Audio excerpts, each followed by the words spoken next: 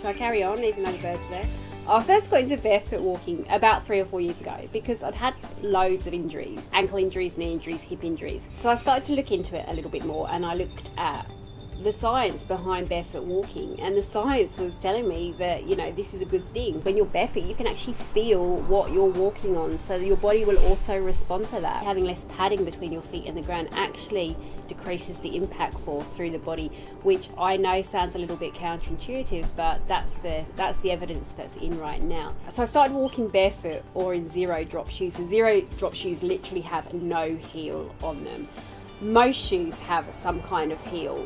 You know, they might be a centimetre or half a centimetre, but they still have a heel, and they pitch your foot at an angle, which subsequently pitches your body at an angle, which subsequently leads to conversations about how you stand. So when I started walking barefoot or in zero drop shoes, I started to get strength through not only my feet and my ankles and my legs, but also through the rest of my body. So when I see people wearing particularly high heels, I definitely notice the postural compensations. You know, I see the bones are not aligning well through their body. I can see the compensations their body is making.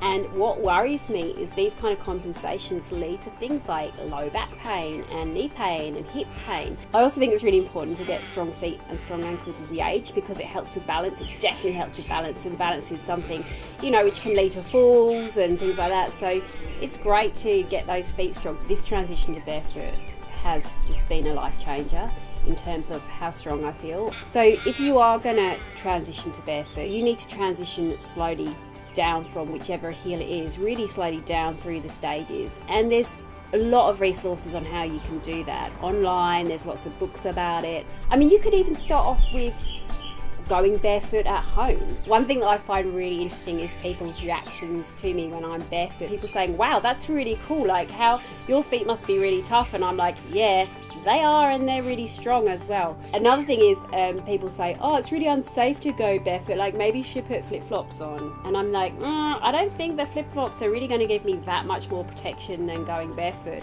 And flip-flops are not that great for you because you have to grip to hold them, so you kind of get hammer toes, like hammer time. Like, they're both bad. You don't want either of those things.